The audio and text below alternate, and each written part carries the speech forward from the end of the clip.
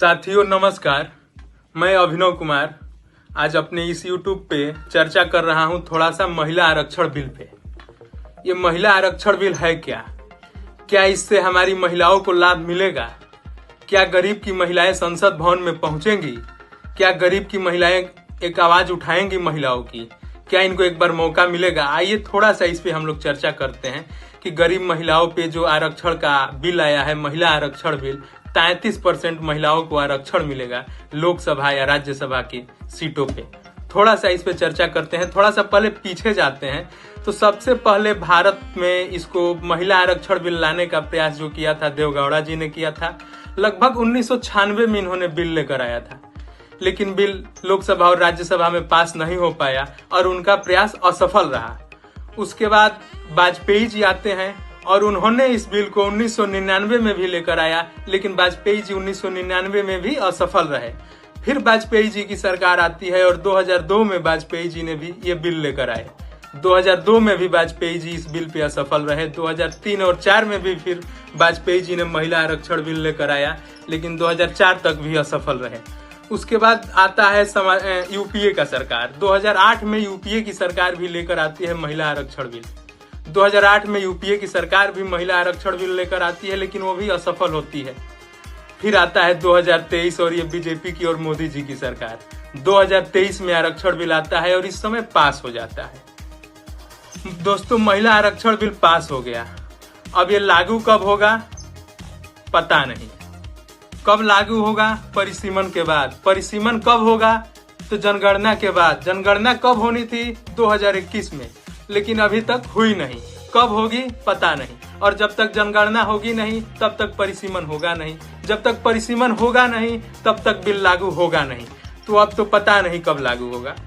29 में लागू हो जाएगा, 26 में हो जाएगा, अब जो होगा।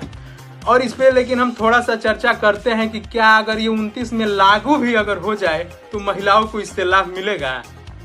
आप थोड़ा सा और पीछे जाइए और हर प्रदेशों में पंचायती राज्य में 33% आरक्षण लागू है, जैसे ग्राम पंचायत में, क्षेत्र पंचायत में।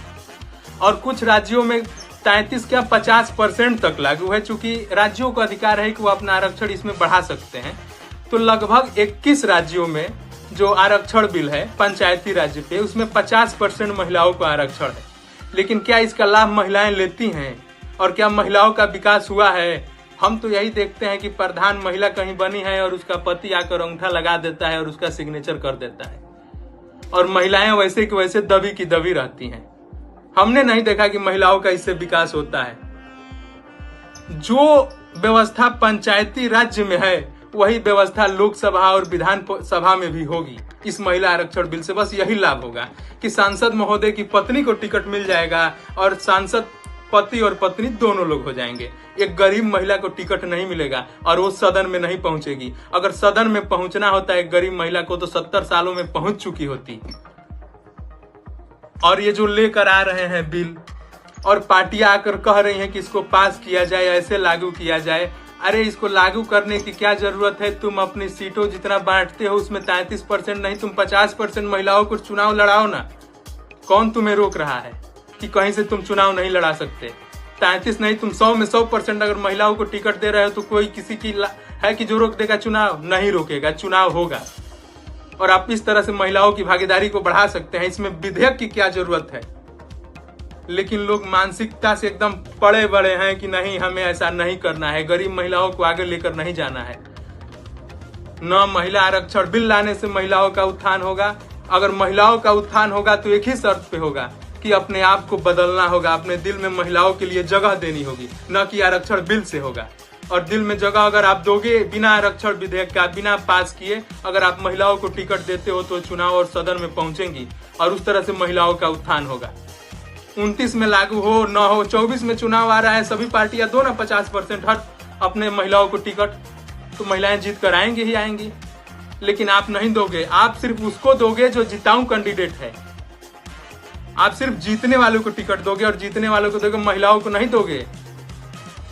ऐसे ही दोस्तों तमाम मुद्दे हैं। लोग राजनीति में ऐसे फंसते जा रहे हैं, लोगों को और आम जनता को बेवकूफ बनाते जा रहे हैं कि हमने महिला आरक्षण बिल लाया। कोई भी पार्टी हो, मैं किसी एक पार्टी का पक्षधर और ये नहीं कह रहा हूँ। जितने भी पार्टियां हैं, अगर ये अपने दिल में लाएं कि नहीं, हमें महिलाओं को आगे लेकर जाना है। तो आजादी के 75 साल तक ऐसा नहीं लगता कि आज महिलाओं को आरक्षण देने की बात आती। महिलाएं पुरुषों से कंधे मिलाकर वो कहती कि मुझे आरक्षण नहीं चाहिए, हम तुमसे आगे हैं। लेकिन ऐसा नहीं हुआ, और ये ऐसा नहीं हुआ तो इसमें सिर्फ अगर किसी का दोष है तो भारतीय राजनेताओं का दोष है और किसी का दोष नहीं है। खैर दोस्तों, आप लोग समझदार हैं, फिर चुनाव आ रहा है, सोचिएगा जरूर। धन्यवाद।